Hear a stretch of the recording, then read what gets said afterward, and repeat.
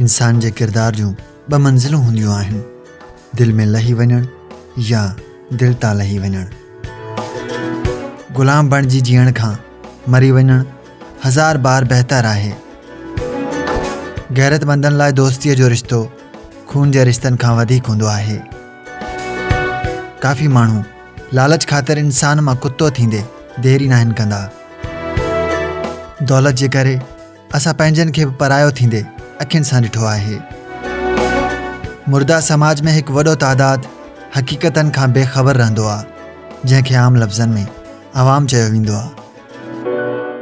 भली मुड़सी थोरड़ी हुजे पर पंहिंजी हुजे। वॾेरनि जी मुड़सीअ ते कुॾंदड़ अक्सर माण्हू बंगलनि ते कोप धोईंदा आहिनि।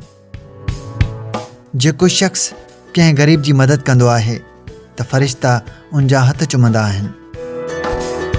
हर कंहिं अॻियां खुलियल किताब न बणिजो, जाहिल माण्हू तव्हांखे पढ़ी फाड़े छॾींदा।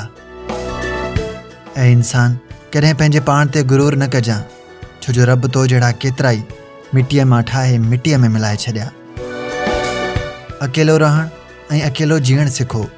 हीअ दुनिया मतिलब खां सवाइ कंहिंजी बि नाहे। सूरत ऐं सीरत में सभ खां वॾो फ़र्क़ु उहो हूंदो आहे त सूरत धोखो ॾींदी आहे ऐं सीरत सुञाणप कराईंदी आहे। जेको आज़ादु सोचे नथो सघे, उहो आज़ादु रही बि नथो सघे।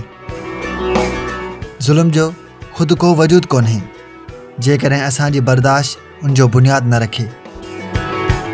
तालीम खां बग़ैर क़ौम ईअं आहे जीअं औरत खां बग़ैर घर। विञाइण जे ख़ौफ़ असांखे हासिलात वारी क़ुवत खां ई महरूम करे छॾियो आहे, जॾहिं त हक़ीक़त में विञाइण लाइ कुझु ख़ासि बचो ई न आहे। इक़्तिदार जो ज़वाल तॾहिं ईंदो आहे जॾहिं हू इंतकामी वेड़ कंदो आहे। ज़हनी ग़ुलाम सां बहस करे वक़्तु बर्बाद करण खां बहितर आहे हक़ जी ॻाल्हि करे ज़हर जो प्यालो पियारे छॾियोसि। कुतनि जे भौंकण ऐं मुनाफ़िक़नि जे साड़ खां पंहिंजा रस्ता नाहिनि मटाइबा।